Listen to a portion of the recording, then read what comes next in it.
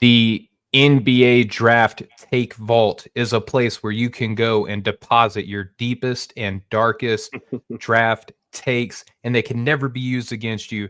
However, if you deposit a take and it turns out to be right, you can always come back to No Ceilings Credit Union and withdraw that draft take. I'm Stephen Gillaspie, joined by my co-host Jam Hines, and we have a fun show lined up for y'all. Jam, how we feeling? Fantastic. Like you said, we have a fantastic show lined up, and it is National Tight End Day, so supporting the Niners and Oh, George Kittle out here today. So ready to roll despite the loss. all right. Well, without further ado, let's rock.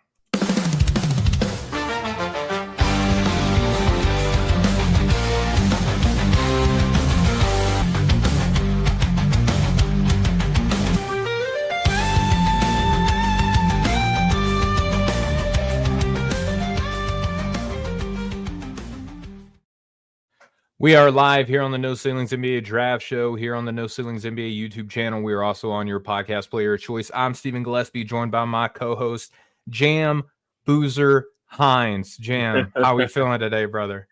I am doing great. Excited to attack this show with some really scorching hot takes. It looks like that we have planned, as you've already said on Twitter, like we don't know what each other has going. So it's going to be some really genuine reactions here. So I'm excited.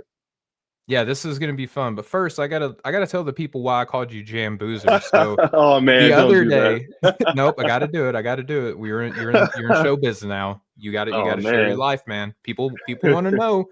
Read the comments. People want to know. But for people who don't know, which should be pretty much everybody but me, Jam is a part of a fall league basketball team. And the other day I text Jam how he did, and Jam just in typical Jam manner, just nonchalantly, like 27, 11, and 3. And I was like, oh my gosh, your team's Cam Boozer. So then I was like, I'm just gonna call him Jam Boozer. So that was the genesis of that. But Jam, congratulations on putting up a hefty stat line there, brother. I appreciate that, and a 25-point blowout win. So that was nice for us to get the fall league started, and took a nice elbow in the box out. Maybe last time I boxed out, man, like getting a little too old to be boxed out and doing the dirty work now. But took a nice elbow to the side of the head, a little lump, but I'm doing all right. All right, man. Well, I'm glad that you're doing all right. And for everybody who is in the chat, before we get started, the way that we are doing the take vault this year is that before the season is kicking off, Jam and I want to fire off some takes that we might be a little bit afraid to say out loud because we want to we don't want to scare people off or anything like that. So what we're going to do is we're going to have a time of those who are familiar with the movie Old School with Will Ferrell, we're in the trust tree, like this is a safe place where people could come and share all their deepest, darkest draft takes coming in. And you won't be held responsible. But again, if you want to take a victory lap for something you said at this time of year, you can come on back and we'll give you your take back and you can share it with all of your friends. So that's what we're going to be doing. I encourage everybody who is in the chat to drop their takes that they're afraid to say out loud. No one is allowed to judge anybody here for your draft takes. And then once we finish with the show, we'll just pretend like it never happened. But Jam, I'm going to ask you, man, this is your first time on the take vault. So do you Yeah, want to go first or do you want to go second? I'll go second. I'll let you lead the way. I'll follow up. Okay. All right. And I cannot emphasize enough that no one is allowed to judge anybody for takes today. You can Safe space. obviously, we could talk about it, but you are not allowed to, once we walk away from here, think lesser of anybody for what they said. We'll hash it out though. We'll hash it out. But Jam, I'm coming with a scorcher, and I have felt this way since the summertime. And it does reflect in my personal rankings that I submitted for No Ceilings. There's some reasons behind this, but Jam, the first take that I'm afraid to say out loud is Mikel Brown Jr. is being overrated as a consensus top 4 pick. That is my number one. I see you gripping at your chest. How are you feeling about it? How are you feeling? Man, we're off to a hot start. Hot start. Oh man, I love it. I'm interested to hear why you feel that way. I am a Mikel Brown fan. I have him firmly in that top 5 I believe I'm at 4, if I'm not mistaken. So yeah, I'm very curious to why you're going that route. Well, first off, it comes down to the fact that everybody is, well, I say everybody. There's a large proponent of the draft community who believe that it's a top 4. Like Mikel Brown, like coming into this before we started watching exhibitions, and we kind of, it's an exhibition. Yeah, actually, this is the take vault. I could say whatever I want. No one can stop me.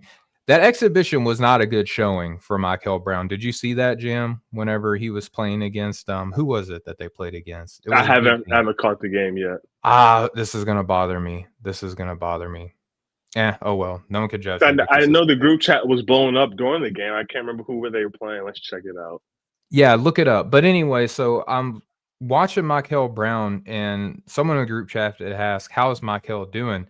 And I was like, "He's okay. Like he doesn't look lost, but he's definitely deferring to talent around him." But to kick things off with Mikel, for one, dude, he's super skinny. Like he's listed at 180 pounds for Louisville, and he's at 6'5", and I get that he's hit multiple growth spurts and all this other stuff, right? But Mikel Brown, like, just he was super deferential coming into that game. And it's an exhibition. Like, you're supposed to figure out like what all you can do, right? Like kind of test yourself a little bit. But even before Louisville, let's go back. Let's go to 2023, back when he was an overtime elite. He was in the 6th percentile jam in at rim finishing, and he was in the 14th percentile in frequency at looking to score at the rim. Last year with DME, he was in the 3rd percentile jam at the rim and was in the 4th percentile in at rim frequency. You cannot do that like as a top NBA level guard. Like you can't be afraid to go to the cup. And then if you look at just the overall scoring, let's throw the at rim stuff out the window. Let's look holistically. He was 37.2% from the floor with DME. He was at 32.6% from the floor with overtime elite. And again, I'm going to shout out the chat, guys. I'm not going to pull up chat comments anymore for reasons that I don't want to bore you with, but we will always refer to the chat. Dirty Dancer in the chat says that I think Mikel is good, but he's more of a Jaden Ivey type prospect. And let's be real, everyone assumed the FIBA shooting was the new normal, and that may not be true. It's a good talking point right there. I like that, Dirty Dancer. Yeah, because he started to blow up right after that. There was a good buzz for him going into the season, but then the FIBA run, it really took him over the top. Yeah, and that's like I think put people in my notes here. I think a lot of stock was put into the FIBA play where he shot over 47% from the floor. Then if you look, last year he was only +4 in assist to turnover ratio, right? Like he can make good passes, but I don't think he's an elite passer, right? You're in a class right now with Darren Peterson, and then Darren Peterson's on a whole nother level, but do you think he's a better playmaker than like Bennett Sturts? Like, I don't know that he is. I think he could be, but I don't know 100% sure right now that he's going to be. And if that's the case, go ahead. No, so I think it's comparable. And how could we actually forget this? The game was against Darren Peterson in Kansas. So that's it. That was the game. Yeah. I was gonna get there, but yes, they played against Kansas. That's right. Darren Peterson, like, oh my gosh, like here he is. He has arrived. That's why I couldn't remember who Mikel Brown played against, because I was too busy watching Darren Peterson look every bit of the number one prospect, right? So again, only +4 in assist to turnover ratio. He was only in the 49th percentile jam as a pick and roll ball handler. And like, if you're going to be an NBA guard, you have to be a pick and roll ball handler and you have to excel. And then defensively, like he's not very good. Like, and a lot of it comes down to the strength. He's got good length, and if the effort's there, he could be, but he didn't look like very good defensively in the exhibition game against Kansas. And he wasn't just going up against Darren Peterson. Outside Peterson, like, I don't know if Kansas has a smorgasbord of talent. With Cole Rosario didn't hit a single shot. Elmarco Jackson looked okay. Like, he looks bigger and stronger now. I was actually pretty encouraged by that. But Kansas wasn't just coming at him with world beaters. And then, the frame limit him. And then in the film, like, if he's behind a play, he stays behind the play. The defense is going to be predicated on effort, which in high school was selective at best. And he's also not like a super strong rebounder. Like he's decent, but I'm looking at like what's the special with him? Like what's different with him than everyone else? I'm not sure that there is one, Jam. Like the passing is good. I'm not going to say that it's subpar, but it's good. I don't know if it's unique or elite. And then you're just putting a lot of stock now in him just being a lights out shooter with also not being super duper strong. So with that all being said, Jam, like I have him 5th on my board, and I almost kind of feel like I have to put him there because that's where everyone else is kind of ranking him. I'm going to give him a little bit of time. I'm giving him like a courtesy ranking based on like buzz coming in, but I do not feel married to the fact that like if I see him struggle throughout the year, then I feel like I'm going to have to kind of fight for him when it's all said and done. Like I'm not married to him. I will drop him if he doesn't perform. Yeah, that's understandable. I just think at the end of the day, the production will be there for him. And when you look at the profile, and this is the name of the game, is we'll always say is projection. And I do Yep. believe that there is just such a fantastic foundational skill set and tools that he does have at 6'4", 6'5", the shiftiness with the ball in his hands. I do believe he, obviously, as you mentioned, needs to get to the rim a little bit more, but I do believe he can create paint touches on his own. He is a plus passer. If he may not be elite, as you're saying, but I do believe he is a plus passer. I think he's a comparable playmaker to someone like Bennett Sturts. So I'm just really trusting that combination of size, the creative handle, the shot making. If he may not be just a knockdown type of shooter, I do trust that blend of shooting and shot making, and the plus playmaking as well too. Playing the pick and roll, I think that stuff will continue to grow as far as on the statistical side. But from just watching him, I really love his ability to play pick and roll, to play in the pocket, skip passes, um, live dribble passes with both hands. I think there's just so many different tools that he does have, and he's going to have the ability to grow at Louisville, where he's going to run the show. He's going to be able to play through mistakes, which is something that I think Is he every gonna run prospect the should be. is he gonna run the show, Jam? I mean, if you looked at what they did in this exhibition, again, I know it's an exhibition, but this is the take vault. That offense flowed through Ryan Conwell. Like that is where the offense came from. I don't know if Mikel is he seemed like all too comfortable deferring to the experience on the floor. Like I I would say that like in terms of like volume, like usage, I don't know if there's any numbers on this or whatever. I haven't even bothered to look, but I would say in terms of usage and like priority for the team, it's like Ryan Conwell, and then it's kind of everybody else. And I didn't necessarily feel like Mikel was overwhelmingly number 2 if he was number 2 at all. Yeah, I'm not going to put too much stock into that in the exhibition game. Maybe it could be a sign, but it's just so early, one game freshman. The whole team is I really know. looking to figure out who's going to do what the spot's going to look like, and based on matchups. But as far as him running the show, I don't necessarily mean like in a hero-centric type of way.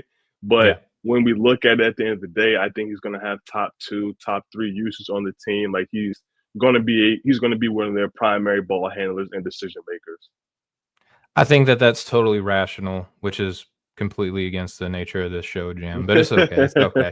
I appreciate no. In all seriousness, like I want to talk this out because Oh yeah. I have him ranked 5th on my board again. But like, there's those little things that kind of like eat at me. Is like there's things that speak to me as like, okay, why do we have to have him this high? Like when I see 37.5% from the floor, like ugh, like how many NBA players like in their draft year like have like numbers that are like that? And then how many times do players like truly break away from like years of data that say that like this is how they perform in these certain areas? Like it's not that he was just bad at rim finishing and just bad at rim, frequency.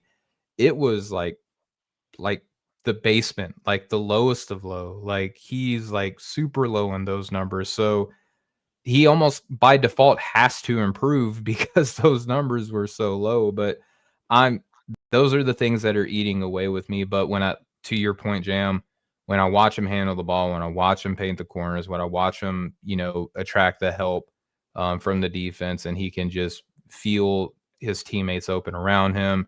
He's got nice float game. The shot did look like it improved over time. My take vault take, Jam. I think that we kind of crowned him like as a consensus top guy a little too easily based on a smaller sample FIBA size. Like that's kind of like what I think it's based on.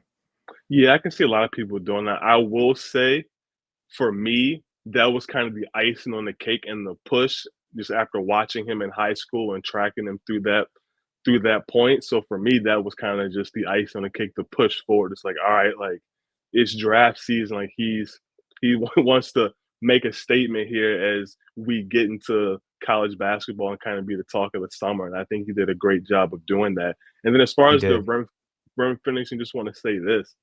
I I do feel good that the tools are there once again to be a solid rim finisher, whether it's that above average, but I think it'll be enough to where he's a real threat at and around the rim. I love the touch that he's shown as he's gotten older in the growth spurt as well too. He's more bouncy at the rim. There's more vertical explosion there too, and there's craft and the ability to use both hands at the rim too. So it'll be about just continue to navigate the size, the length that are in the lane and be able to kind of play in traffic. But like I said, I do like the tools that are there. If he didn't have those things, and it was just kind of like, oh man, like he just gets there and he has no idea. It's just like it's just a real number wise, it's a struggle bus, obviously. But just when you watch it, I don't think the eye test completely matches the numbers and what the projection could look like for him because of those tools. Yeah, I think the film crew and the freaks in the sheets they're gonna be kind of like diametrically opposed in Mikel Brown. But Dirty Dancer in the chat says one of my hot takes is that I wouldn't draft Euros who refuse to Spicy. play college ball. That is spicy. That is It spicy because is. that's like those prospects either at like level 1 or they're level 10. You know what I mean? Like it's you can never tell. It's a crapshoot. All right, Jam, let's go ahead. Fire away, man. It's your first ever Yeah. draft take or draft vault take. So let's fire away, bro. Yeah, I was actually gonna save this one, but I'm just gonna go right off the bat, and I'll say shout out to Dre in the chat. You know, we want to be men of the people, so I'm gonna give the people what they want here. And for Oh, me, Yaxel Lendeborg will be the highest drafted returner in this class. I think Yax, wow. 6'9", 240 pounds, just a versatile skill set, playing the four. Last year, 17.7 points per game, 11.4 rebounds per game, 4.2 assists per game, and 3.5 stocks per game. And then he's off to a flying start. Obviously, exhibition season. I even just said not to push too much Don't stock caveat into anything in the it. take vault, Jam. Just let it but fly. but we have to be incredibly encouraged about what he's doing so far at Michigan. 31-12 in the first exhibition game against Cincinnati, 25, 10, and 4 in a block against St. John's, the most recent exhibition game, including knocking down 2 of 4 from three. So just a versatile skill set, the early production that he feels very comfortable playing on a stage like Michigan, and the production. And the last thing I think with Yax here, he shot 35% from three last year, 1.9 attempts per game. Last time we talked about Yax, we talked about the volume and that needing to Yeah. improve. I think that will improve, and he just looks so comfortable as a shooter. I'm loving how fluid the motion is. So I'm buying in the shot long term, and you get a pass, dribble, shoot, playmaking four like him with that stout frame and the rebounding. You know how we love rebounding here, and Yep, that we grab love and it. go ability. I think it's just so many plug and play qualities there for Lindenborg, who can potentially be a starter in the NBA, or at least I think can essentially become a high level backup big.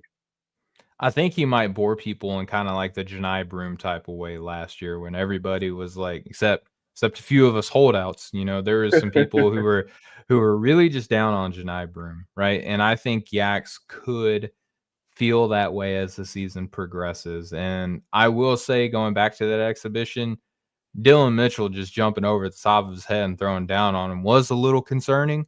But overall, like, you take one, that just be, everyone's going to get on a poster when they're trying to play defense, which is okay. Yep. I'd rather you be on a poster than the guy just like fly by everybody and throw down and there's no one there. Like, make the poster worth it. You know what I'm saying? So Yeah, I we can think make some business decisions once we get to the league. We'll make some more business decisions.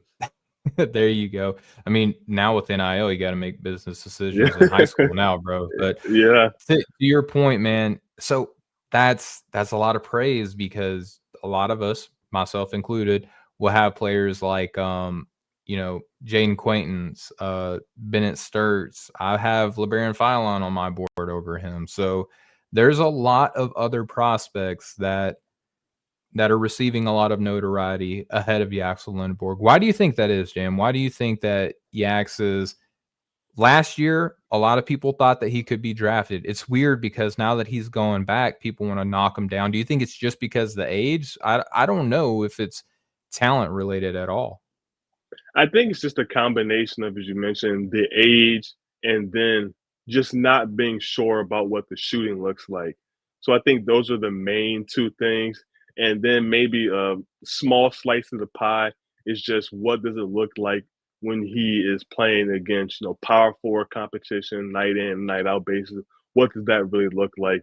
And I think he maybe gets a little bit of a bad rap because of the strength. And I think that's something that people want to see. Can he still have a strength advantage when he's at Michigan in the Big Ten? Does that type of stuff translate? Okay, I think that's fair. You know who else looked good in that exhibition? We're not going to talk about today, like in a lot of depth. Maybe, I don't know. I don't plan on it. Maybe you are. Are you talking about another Michigan Wolverine? Let me ask before I say No, this. no, I'm not. Do you have something planned for another Michigan Wolverine? I don't, but I just want to put this out there. You know who kind of encouraging from what I've seen. I'm not going to pretend like I've done a deep dive at all, but from what I've seen, Ade Amara like had a couple of nice moments from what it looked like, for the Anthro group out there. He looked better than what I have seen him look like on a basketball court. We don't have to Yeah, go too crazy on it. shout out our very own Albert here. Got to give him a shout out every time we talk about a Daymar and Yeah, UCLA. Albert loves Ade Amara. Yeah, everyone knows this. But Jam, I'm gonna go ahead and go with the second take that I'm afraid to say out loud. And I might feel a little silly because this guy is like actively playing right now. And there's some good, some bad, but that kind of plays into my take. This isn't really like, I'm not quantifying anything by saying this. This is more of like, I'll just go ahead and say it. Nate Ament scares me, like, as a prospect. Now, I will say this, Jam, that I even dropped this in the chat like right before the show. Not that I think Nate Ament looks ripped right now, like in this exhibition that's currently going on against Man, he Duke. looks yoked right now. He doesn't look like Buff Bagwell or Scott Steiner out there, you know what I Yeah. mean? But he doesn't look like a rail, like, which was really encouraging that, when those ESPN cameras are on him, maybe ESPN is doing some trick photography or something like that, maybe, but he did not look super thin. So that's a little bit encouraging. But, I understand that like a 6'10" player like him, Jam, like those types of dudes, they don't grow on trees, especially 6'10" dudes that can play the way that he does. There was a clip, or not a clip, like I actually watched part of this game before the show where the ball was kicked. Jacoby Gillespie, my cousin, flipped a corner whip pass to him, and he just blew by baseline drive, blew by his defender, rose up and threw down, and call me crazy, but I'm pretty sure that was Cameron Boozer in vicinity of him whenever he dunked it. So that was pretty encouraging. And what else kind of scares me about my evaluation of Nate Ament is that I was sort of low on Zachary Risochet, and he exceeded so far where I had him in my rankings, and he figures to do well. Even a player like Will Riley, I was not very high on him at all, but he's showing a little bit early on, whether that be summer league, preseason, stuff like that. He doesn't look like he doesn't belong out there in the times that he's playing. But the problem that I have with Nate is sort of layered. So he's graded as below average in non-dunk attempts at the rim last year. And then if you consider him in that one aspect of scoring, right, that wasn't all that dissimilar with Brandon Miller, who now plays with the Charlotte Hornets. Now, Brandon Miller hasn't necessarily become like an at-rim dynamo in the NBA, but it hasn't necessarily like hampered him being able to be a productive player when he's not hurt. You know what I mean? Like he can go out there and do some things. Nate Ament was also ranked in the 39th percentile when shots coming at the rim. So the frequency of it, he's not efficient and he doesn't do it very often. He only weighs 207 pounds per his team listing. And I think that those, like the strength deficiency might be like super prominent at the beginning of the season, which for me as an evaluator, that's going to be something that I'm going to have to constantly be fighting against, because it's easy to just assume that a player is going to gain weight and get stronger, therefore get better. Like that's just like the easiest straight line analysis that you can have when it comes to projection, right? I worry that the interior scoring deficiency isn't going to get better at Tennessee. And again, like despite those interior issues, he's been Brandon Miller, same thing. He's been an 18 point per game scorer in the league and a 37% shooter from deep. Zachary Russachet, despite the strength stuff that I was concerned about with him, he's averaged 13, 4, and 1 last year with shooting splits of 46, 36, and 71 while being a very solid defender. Players of his player type have a lot more margin for error, which is something that I'm having to constantly tell myself. Like, even though that everything might not look pretty for a player like Nate Ament, because he's kind of in this baby deer stage, when you're his size and can move the way you do, and you have the projectability to score in the amount of ways that you can, and he's not afraid to defend either, Jam. Yeah. You have so much more room for error as opposed to like Scoot Henderson, for example, one of the best guard prospects that a lot of us, I don't know how many of us are going to say that we said this, but I will, because it's a take vault. A lot of us were like, this is the best guard prospect that many of us have ever scouted. And he is struggling to the point to where we can say that we're bringing in Drew Holiday and Dame Lillard to be mentors for him, but it's the NBA, man. Like those dudes are going to play, and that's going to hamper the playing time for Scoot Henderson. And that was one of the most highly touted guard prospects in recent memory. But when you get players like Zachary Russachet, no one was saying that Zachary Russachet is like one of the best forward prospects that they've ever scouted, but he can come in and be a productive guy on a team that has playoff aspirations, right? That's the type of player that you can just, the same thing for what's old buddy up in Minnesota, the guard, Terrence Shannon Jr., right? Mm-hmm. Terrence Shannon Jr., bigger guard, strong, drove all of us crazy, but because athleticism, length, and size, you have a greater margin for error, and and those tools can lead to you being a defensive difference maker. Nate Ament scares me because I feel like I'm potentially going to be too harsh on him, knowing that he has that margin for error, Jam. Yeah, the concerns around the strength are definitely valid. And as you mentioned, like it's easy to just say that guys are going to add the necessary strength, there's the appropriate strength and size to their frame as they get older. And more times than not, they do, honestly. And even if it may not end up being someone, obviously, like Kevin Durant, his frame never really got like where he's this big hulking figure, but it's a lot of functional strength. And I think that at the very least, that's what you're looking for. And the early returns, just for him being at Tennessee just a few months now on the body, I'm super excited. I don't really have too many questions about that. I love what I'm seeing. Of course, we have to see how it looks long term, and it's still certainly a concern to watch. But just the early returns, when you see his body, the shoulders are a little more wider. There's more mature muscle and definition to the arms and the shoulders. Like the body is really like is going to transform. So I'm not really worried about that. And in past Nate Ament conversations, like we've talked about, he doesn't shy away from physicality. If it was just that situation where it's like, all right, he's scared of physicality or he backs down for is a little hesitant around physicality and he's not strong, then we have an issue. But right now, like I'm really loving everything with the progression he's making physically and the mentality that he does have against physicality as well.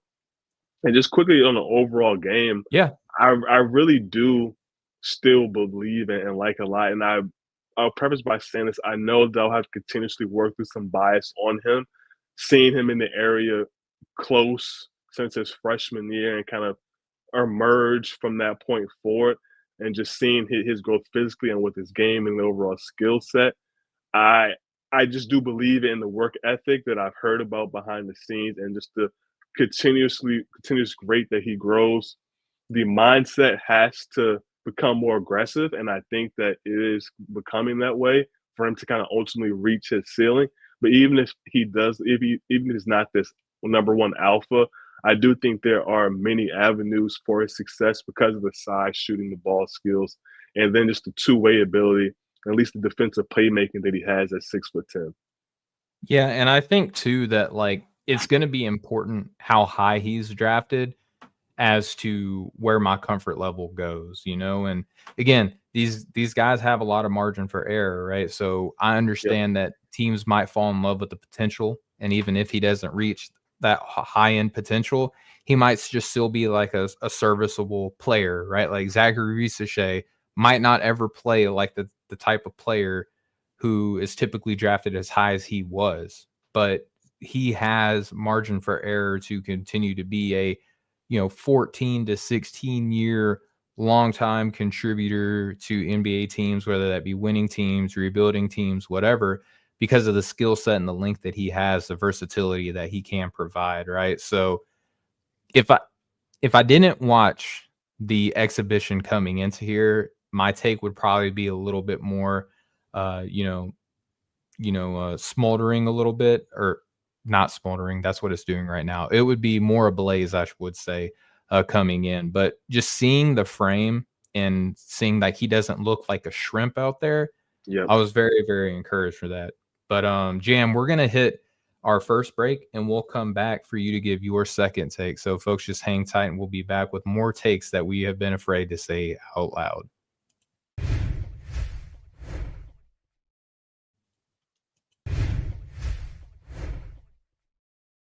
All right, we are back here on the No Ceilings NBA Draft Show here on the No Ceilings NBA YouTube channel and your podcast player of choice. You are in the Take Vault, a place where you can say your deepest, darkest takes on a prospect in a judgment-free zone. And if you're right about this take, you can always come back to the No Ceilings credit union and withdraw that take. All right, so Jam, you were up with your second hot take, I guess, for people who want to call them that. We'll see. We'll see how measured you are here, Jam. Go ahead. What is the take that you have been afraid to say out loud? Honestly, this one may not be as spicy, but I would say Cam Boozer will have a Cooper Flag-esque season from a Okay. statistical perspective and an awards perspective. So I'm saying Cam Boozer, and I'll add a caveat to this as well too, or a topper. But Cam Boozer, that means he's going to win the Wooden National Player of the Year, the National Freshman of the Year, the ACC Rookie of the Year, and ACC Player of the Year. And he will take Duke to a Final Four, but he will win the national championship in his way to becoming the number one pick. So I'll kind of um, cap it with that piece Wow. there. I just think that everything is set up for him to do that. Personally, I do think Darren is the first pick, but Uh, just the so so hang on. Like I want you mentioned Darren's name. That was the guy. Like you're saying that all these awards in this draft class that Cam shares with Darren Peterson and AJ Dabansa, he's gonna get them all. Cam's gonna take them all. He's gonna Wow. take them all. I just think the combination of the production, Duke's gonna win, and then although it's a college award, I do believe a little bit the NBA upside or star power is a little bit tied to some of these awards too. But I just think he's going to be in position to do everything for Duke.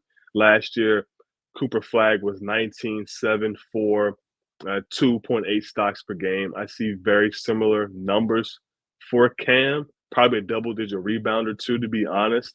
So I think there's going to be a very similar stat line, the accolades, and it's going to lead to him becoming the first pick in the draft. Wow. Okay. So I know that it's not unique within No Ceilings for people to have Cam Boozer number one on their board. Do you have him number one on your board now? No, he's two. He's two. Okay. So this is interesting. Yeah, because I know that there are folks at No Ceilings who have Cam number one. Hmm. And I think not that it's easy to do what Cooper Flagg did last year. Not that it's easy to do what he did as a freshman last year. I think it would be harder for Cam to do it this year because of how Yeah. top heavy this class is. So just matching what Coop did last year in of itself is tricky, but then you're playing with two other guys who are supposedly as good, if not better than you. So yeah, that adds a layer of difficulty. Then Dirty Dancer in the chat said, "Is that all?" Like is that all? That's a lot, man. Like that is a lot. So I was watching this exhibition. In the last exhibition that Cam had, he had a very cool like Jam Hines-esque, 33, 12, and I think 3 assists. And in the first half, he has a Kevin Love-esque performance where he has 15 rebounds in the first half and a double-double to go along with, a couple of assists. And he closed out the first half with an ISO dribble, like ISO attack off of the bounce on like coming up to the right elbow, pull up jumper, just cash within the closing seconds of the first half. Like that's how you know you're a cool customer, man, that where you're a guy who is drawing comparisons to like these post experts, but then you have the sort of game to where you can attack the elbow, pull up jumper, you can throw these kind of like crazy whip passes. You just have such innate feel. I don't think that it's crazy, but I think too many people are thinking that it could be that easy when that is like a very, very difficult thing, which to your point, Jam, I think that speaks to the talent level of Cam Boozer. Yeah, no doubt. And then you think about some of the returners who will be in the National Player of the Year conversation, like a Bennett Sturts, who really should be in there as Yeah. well. So, yeah, I think it's going to be I think it's achievable. Some of it's also team success to go in and win the national championship as well, something that Cooper wasn't able to do. And I'll go ahead and admit it, as a Duke fan, that broke my heart. So I'm hoping I have not been able to watch that game against Houston. I don't ever Tough game. plan on watching it again. But I think Cam, just the history of winning, I think he just adds another one to his belt, and it's going to be hard for NBA teams to ignore. It's crazy too when you think of the roster construction of Duke this year and how deep they are and how you're kind of wondering like which player is going to play where and for how long, but like the one person that is going to be there no matter what is Cam. Like he's that good. And Yeah. I was going back and looking through some old articles that I wrote about my time going to the overtime elite. And in my notes, I said something along the lines of like, it didn't feel all that impressive. But if this is a bad day for Cam Boozer to walk away with like 11 and 14, a couple blocks and some assists, then your good days are just insane. Like if your down day, after travel, playing across the country, like, or not necessarily across the country, but like playing in a game, having to get on a plane, fly up to Atlanta, you got to practice with a bunch of people and all this other stuff. You're just tired. And then you go out and your bad game is that stat line. That speaks to how good he was at such a young age. And he's only gotten better since the last time that I saw him at Overtime Elite. Like it's crazy because there are moments, Jam, where I'm like, I should put Cam Boozer number one. And then I watch the exhibition game with Darren Peterson and he puts up the performance that he does. And I Yep. even put this in the group chat. Like it's kind of funny, but how difficult is it going to be on draft night when you have to look at Darren Peterson and Cam Boozer and say, this is the one that I want over the other? Like that's going to be a tough decision. Yeah, it really is. And then I may have something in store later for kind of the Oh, class okay. as a whole. But I will say this: when you look at that top portion of the class, how can any franchise, any GM be upset if you land a top three pick in this draft? Like, it's like, of course, maybe you have a preference, but if you get one of those three guys, I think you are in a tremendous position. And possibly if you, and on the top, one of those top picks, if your job is a little bit in jeopardy, you could be having a lifeline there with one of those three guys at the top. For sure. All right, Jam. So we're gonna transition to my third take. I'm not like super duper scared to say this out loud. I for one, I don't necessarily tweet like a bunch of stuff like if I'm not in on a player. Like I'm just not Yeah, that type yeah. of person to where I'm gonna be like, I don't agree with y'all on this player. Like I just it's not my vibe. But in the group chat, I know I've said this a couple times. I know that people like this player, and I've seen some people who are like respected scouts that have nothing but like good things to say about this player. I'm just gonna go ahead and put this in the take vault, dude. I don't get it with Neoklis Avdalas at Mm. all. Like I when I watch him, I think what I see is completely different than the vision that people have for him. You know, he's sold to me and the rest of the draft community as like this big jumbo initiator. He ranked in the 40th percentile on his non-dunk finishes, and he was in the 15th percentile in layup frequency last year, Jam. He shot 32.4% on his catch and shoot deep ball, which if you're going to be a jumbo initiator, maybe you're just going to do more of your work off of the bounce. Well, he only shot 34.1% on his dribble jumpers. Now he shot 41.1% from the floor overall, which isn't like super duper efficient anyway. And then if we're talking about a guy who is going to be like this jumbo initiator with great floor vision, being +6 in your turnovers to your assists in total, like doesn't scream like highly efficient, and neither does it in my notes. Like, and I could read my notes line by line if listeners were interested in that sort of content. I'm not going to do that, but I just see so much filmed where I'm like, I don't know if he's aggressive or if he's just like conceited. You know what I mean? Like if he just thinks like, yeah, I can make this play. I can make this play.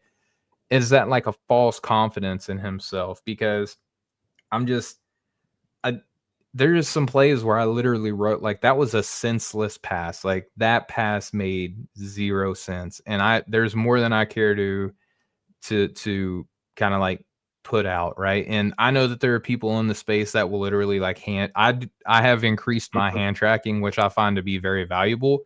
Yeah. I'm not going to hand track senseless passes. Like I'm not going to write down the number unless it just drives me nuts throughout the rest of the year. But I just watch so many plays from him that are head scratching. And then the defense is like super concerning. And then looking at his FIBA tape, which isn't everything, he was 40% from the floor. He was only 31% from deep, and he had 8 stocks to 11 fouls committed.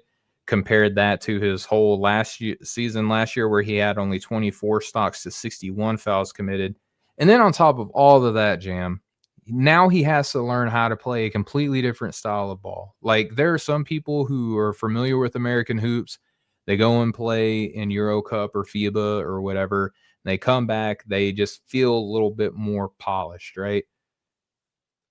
I've seen it from a number of players, man, who come over from overseas where you know that they're taught the whole dribble pass shoot thing. Like the American style of play has gradually kind of like integrated into the European style. But it's different whenever you go from athletic, physical, like run only a certain type of plays, but you know, you have to be built a certain type of way to be successful.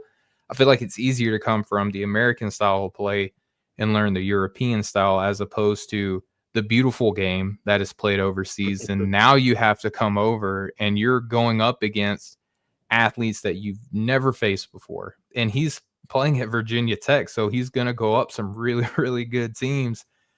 And I don't know if Virginia Tech is going to let him cook or not, Jim. Like we got some intel that he wasn't necessarily like blowing the doors off the gym in his most recent like scrimmages and exhibitions either. So that's kind of like, okay, that's kind of in line with what I've seen on the film. Like I get what people want him to be, but what they Mhm. want him to be, like I don't see that with him at all. Yeah, I can kind of I see the vision as you were saying. It may not be to that max level that people want it to be, where you do have this big wing or a jumbo initiator, however you want to categorize it, that is operating like a whether it's maybe Yegor Demon or maybe that's what they want them to. That's kind of let me stop there. That's what I'm kind of looking at and curious about who and kind of like where people were at on a guy like Yegor who is he best playing the point guard? Is he going to be supporting another lead guard? Is he more of kind of a second side creator who can run pick and rolls for you, but not your lead initiator? So I'm curious to see what those evaluations are going to look like and kind of compare those from everyone in the space and myself too, of course.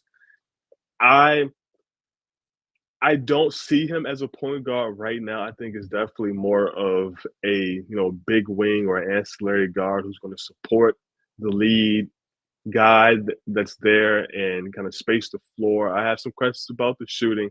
I think some of it is because he does take a lot of tough shots, at least especially in the FIBA play. He certainly did.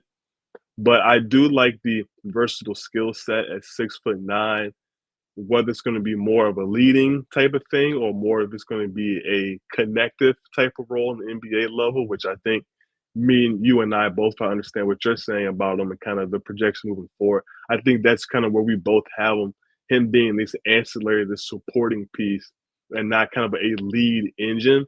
We'll see if that's kind of the way that it goes with Virginia Tech because I know Ben Hammond, another guy from my area who I do like, who's going to have some ball handling responsibilities. Tyler Johnson has some fans that know ceilings, of course, too. So the ball should on the perimeter kind of should be flowing through him for the most part. He should be having a good amount of usage and being able to facilitate, kind of do his thing. I'm just looking forward to see if he's going to have that well-rounded skill set where he's on the glass, where he can make connective passes. We know he can play pick and roll and do those things, and just be a more efficient scorer. I wasn't optimistic from what I've seen about his ability to create paint touches on his own. I know to an extent and kind of what the team construction looks like at an NBA level that kind of determines what his role will be if he's not going to be a paint touch type of guy. But I will be able to get down to see Virginia Tech a few times this season, it looks like. So I'm looking forward to seeing his progression throughout the season and what that looks like playing alongside some other guys who could help him take a step forward.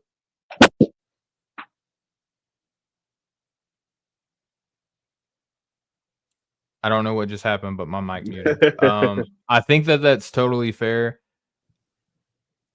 I just he confuses me in a lot of ways, and I think it's just easy to see tall ball handler, and I love that play type. Like here in a minute, like my last take that I'm going to give, like that's my play type. But you have to come with some stuff, like and can't finish at the rim, you can't shoot, you can't defend. Like I get that at your size. Like I just got done talking about with Nate Ament. You got more size, you got more margin for error.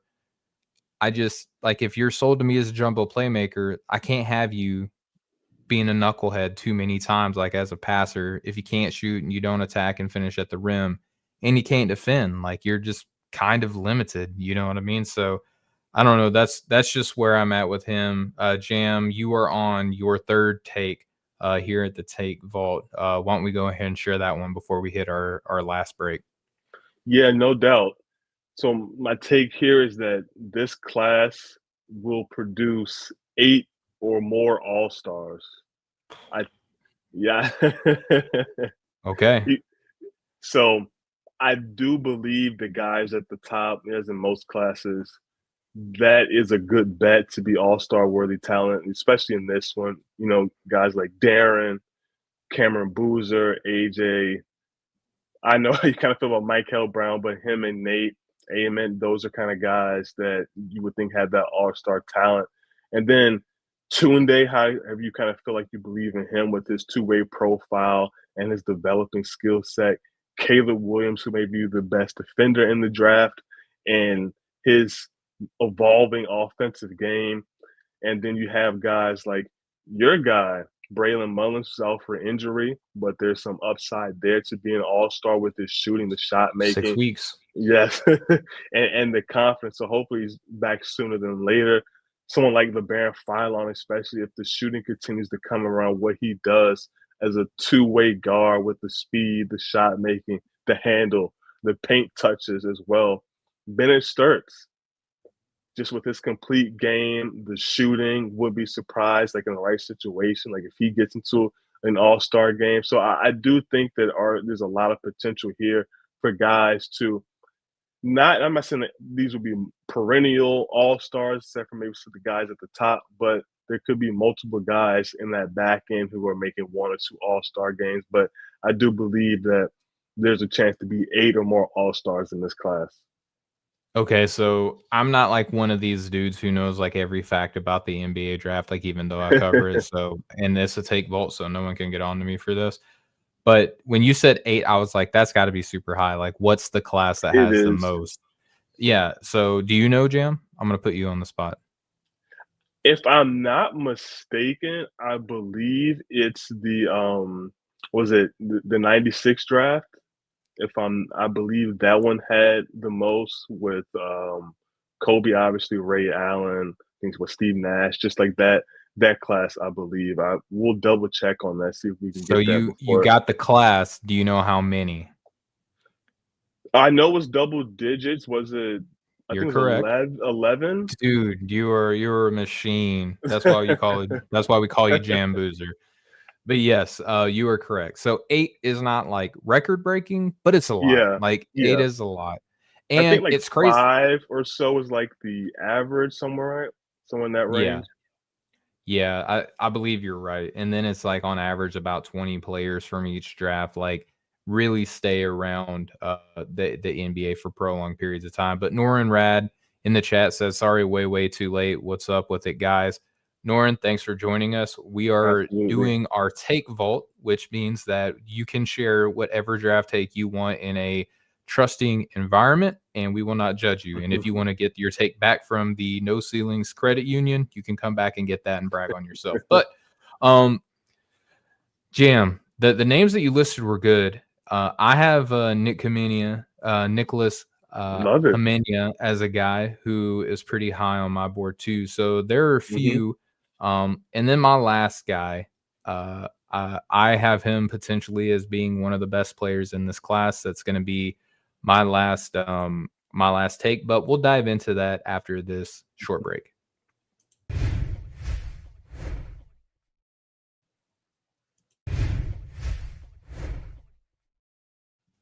All right, we are back here on the No Ceilings NBA Draft Show, here on the No Ceilings NBA YouTube channel and your podcast player of choice. We have emptied almost all the way our draft take bag into the take vault here at No Ceilings Credit Union. And man, we've come with some, Jam. What's been your favorite one so far? I think the all-star one, because that is a pretty high number, and a lot of things do have to go right. But this is looking like a deep class, and there's a lot of talent at the top. And then, I think there's usually always a guy or two that usually hits outside of the kind of the cream of the lottery or so. So I think this class has a good chance of being able to reach that number. And I think coming off of the hills of last year's draft is only going to be crazier, because if you've been on social media, everybody is singing praises right now of the 2025 draft class. And then there's a lot of us in the space right now that are like, wait till you see next year's. Like next year's is going to be better. And one player, Jam, who we both really like, that we both have in our top 10, he could be one of the reasons why this draft class is one of the best of all time. Maybe not as good as 1996. That one was on steroids. But Jam, the last take, I'm not super afraid to say it out loud. I kind of teased it to close out last week's show. but I don't think that this is a popular take at all. Shon Abaev is a top 4 player in this class. Ooh, In my notes, I put could be. I'm throwing that out. I'm saying Shon Abaev is a top 4 player in this class. You got to love that one, Jam. Is that you putting that in Sharpie? I'm putting a Sharpie. Mark it, book it, double tap it. You know, all the other sayings like, you know, lock it in. You just whatever. I'll swear my oath on it. You know, like I love Shon Abaev. I know that you do too. I know that Corey or maybe Corey. I know Albert. We have some Shon Abaev apologists within No Ceilings, and I'm just excited. Like, one, he looked awesome in his exhibition game, at least the first one. Like, he looked really, really good in that first exhibition game.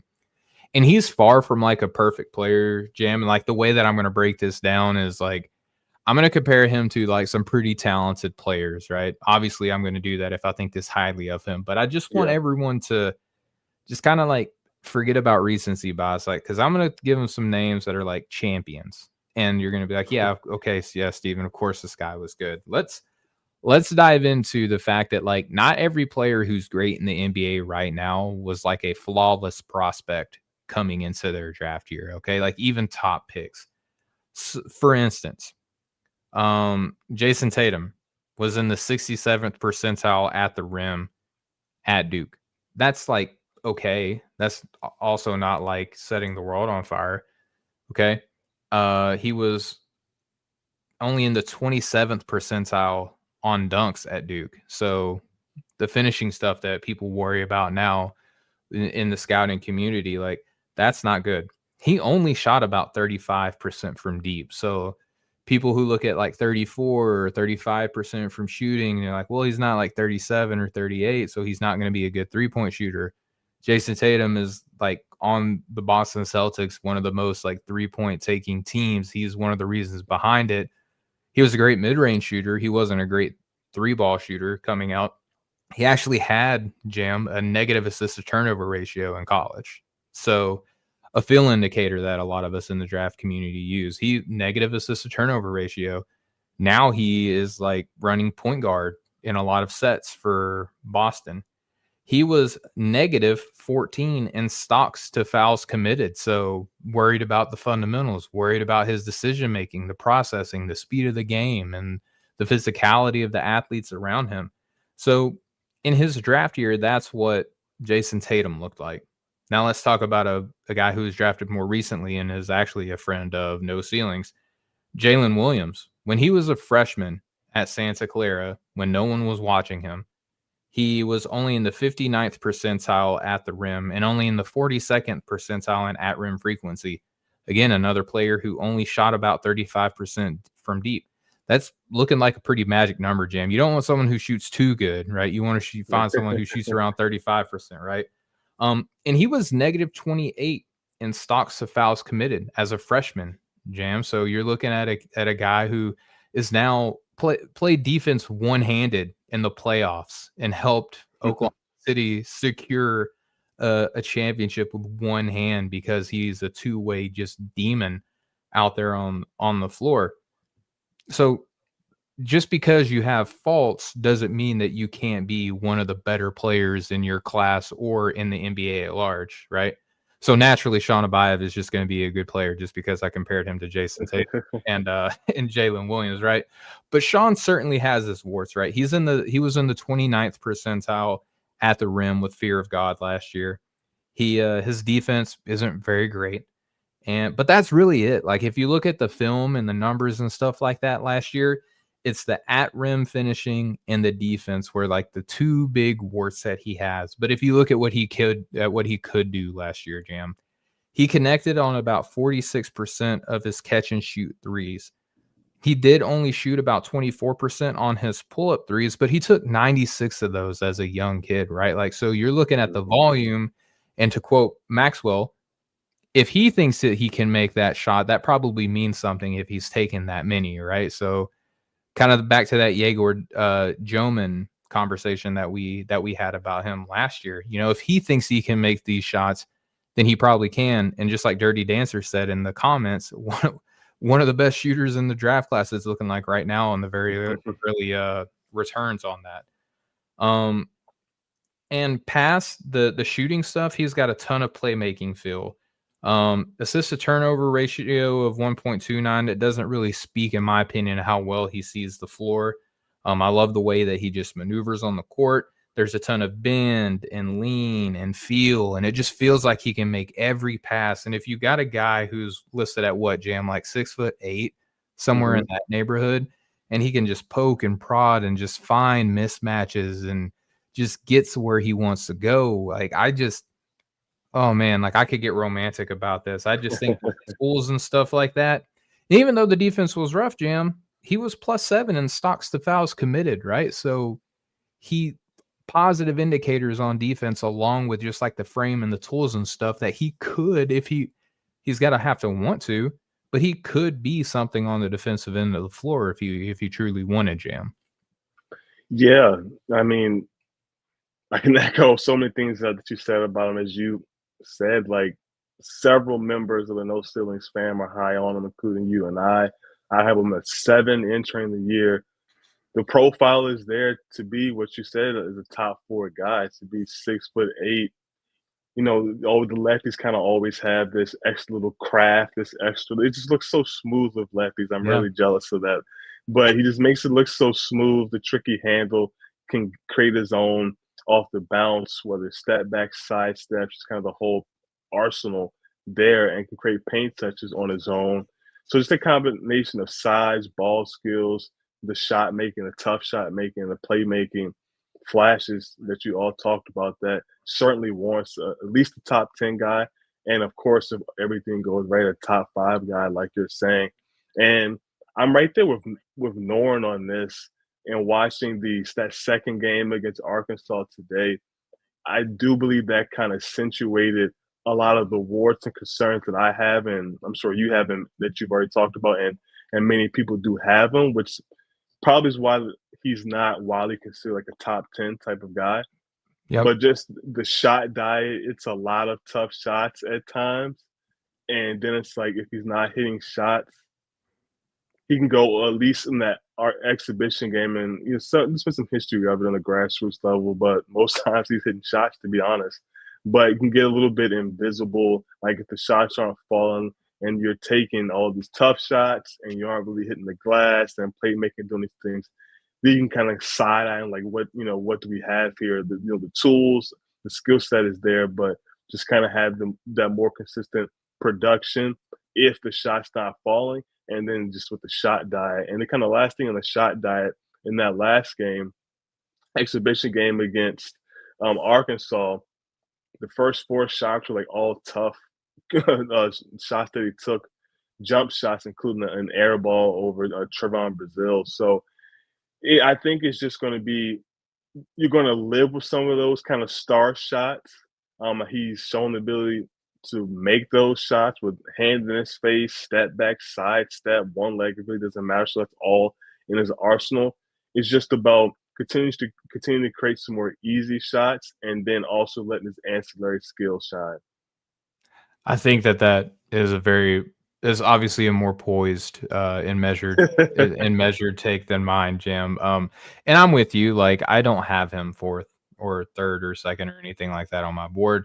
I just think that there's room for him to be there. I have him 8th Yeah, though. Like, I think yeah, that you and I both see like a potential top 10 guy, obviously, right off the rip. And then if I'm looking at, okay, do I really believe everything I believe about Mikel Brown? Do it with Braylon Mullins being a guy who I had ranked ahead of him being injury prone. Is he okay? Is Koa Pete going to be able to shoot and defend enough? Like you can really start looking at the guys that I have ranked ahead, and like these guys are just as flawed as Shon Abaev, but he does so much more of like the star stuff at his size and position that like, why not? Like, why could this not end up being a player who ends up yielding top 4 returns regardless of wherever he's taken?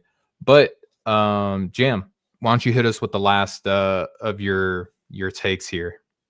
yeah. I'm gonna go back to Virginia Tech, so we're gonna return with this, and I will say that Tobi Lawal will be one of the Ooh, highest rising big men in the class. I understand that he is an older prospect. I think he'll be 22 this year.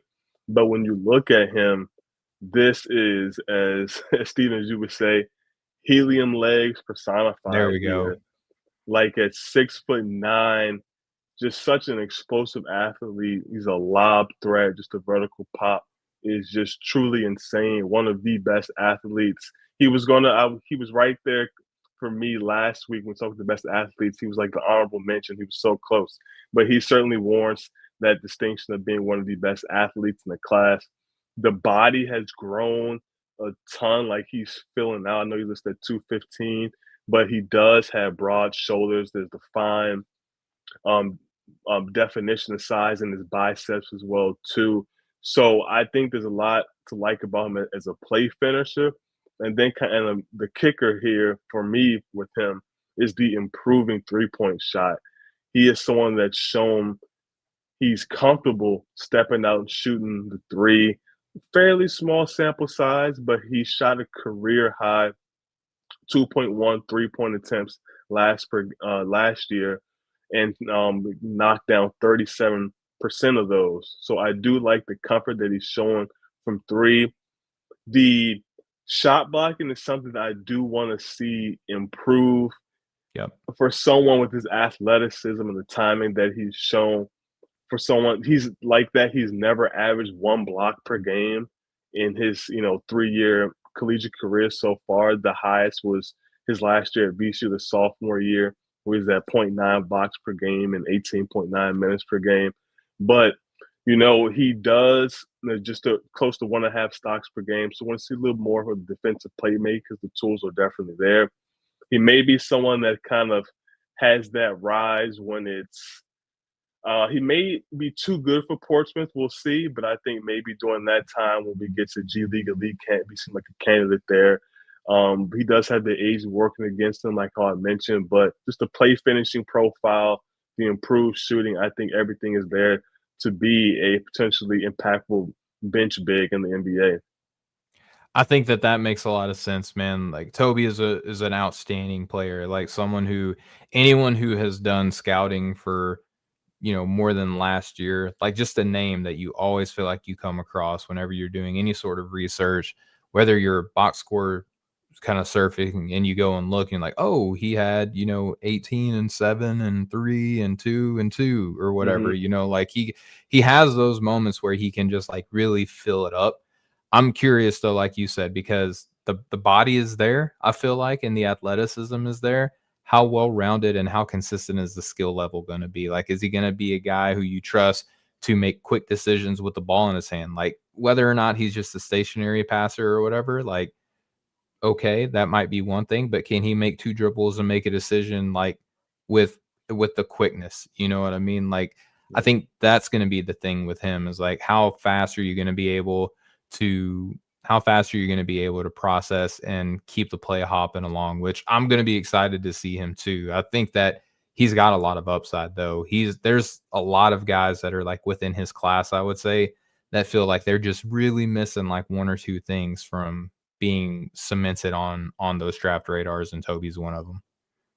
Yeah, and we'll see what happens. The hope is that him and Neo down there in Blacksburg, that they can kind of get a good 2-man game working, but maybe it'll end up being someone like Ben Hammond that works with them well, because you have such an incredible play finisher there, and some potential solid 2+ play creators there at Virginia Tech potentially. So I'm excited about what he could do there. And then obviously when you get to the NBA, playing next to a star creators where all you got to do is run the floor, finish, play the dunker spot. So I think there's a ready-made role for him. And last thing, I just wish he was a little bit taller. 6'8", 6'9", if there was more true center size, I think it would be a more comfortable projection for a lot of evaluators.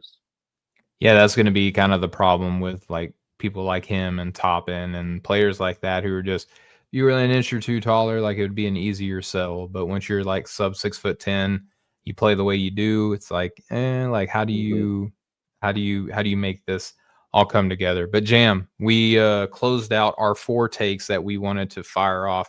did you have any extra ones? Like, we don't have to necessarily dive in too deep. You just want to kind of like give a little like, hey, this was the take that I had, and maybe just like a one line, kind of sell on it.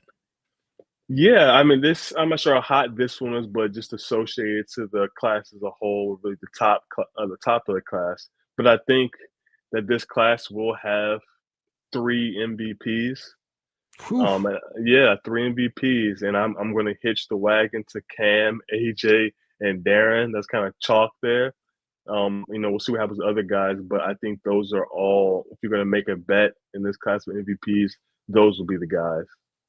I love that. The one that I had was Caden Boozer is being slept on as a prospect. I think that people obviously paying a lot of attention to Big Brother, and I get it. I think that Caden Boozer is a lottery level talent in this class. I mean, he's a good shooter. He ranked in the 93rd percentile in high school, including passes. Shot 82% from the free throw line. He was in the 66th percentile as a pick and roll ball handler. And then if you look, 83rd percentile spot ups, 80th percentile in pick and roll ball handling sets, including passes. He had 150 assists to only 56 turnovers. And for the people who want to say that like he just benefited from playing with Cam, yeah, obviously, right? Everyone does. 35, yeah, for sure. 35.3% of his assists. This is one of those hand tracking things that I did. You won't find this anywhere else. 35.3% of his assists went to his brother Cam. If you compare that to like some of these other like listings, it's not all that high, right? Like Jeremy Easter's assists to Chris Sinak Jr., 32.5% of his assists went to Chris. If you look at JJ Mandequit, whenever he played with AJ at Advanza, 32.2% of his assists went to AJ. Braylon Mullins, who's a shooter, 27.1% of his went to Malachi Moreno. And then if you want to look at other people who he passed to, like Caleb Gaskins, who I got to watch up close in person, Caden's assists, 24.7% went to Caleb. So he's feeding a lot of players on his team. But when you have a guy who, in Jam's own words, says is going to be better than Cooper Flagg, you probably want to give that guy the ball a little bit, right? But he's more well-diverse as a passer. And then if you just look, I mean, 3.4 defensive rebounds per game, over 1 steal a game. He's built well, 6'4", 205 pounds as a freshman.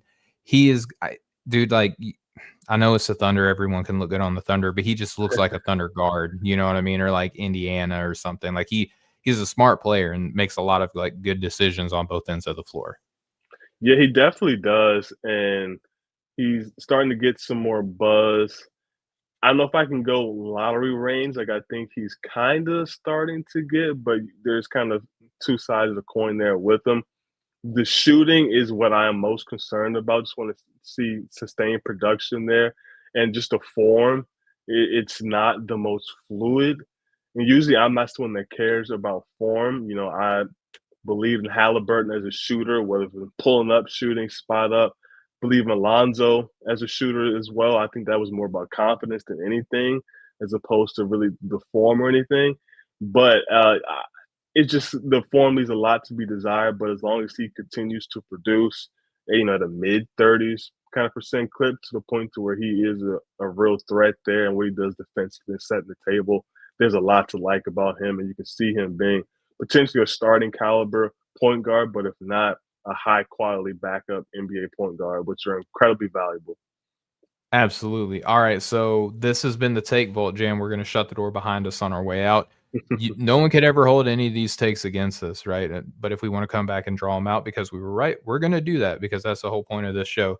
But Jam, you brought some heat saying that we could have 3 MVPs in this one class, and you're talking about 8 All-Stars overall coming from this class off the heels of a draft class that is already looking great. And I would say that my craziest ones, maybe 2, Shon Abaev could be a top 4 player within this draft class. Stamp that one exclamation point. Like, I don't care. And then I think that Mikel Brown is being overrated as the number 4 player by consensus overall in this class. But no one can hold me accountable for it, Jam, because we're done. The show is over. All right. So it felt good to get some of those things out off my chest and talk through them. And I'm glad that we can say crazy things that we might think are crazy, but we'll talk it out and we can kind of like talk each other off the ledge a little bit, so to speak. But Jam, we have some fun stuff coming up. First off, our draft guide is going to be coming out like this upcoming week. About the time you're listening to it, it may already be out there. Like our whole team poured a lot into this, right? So,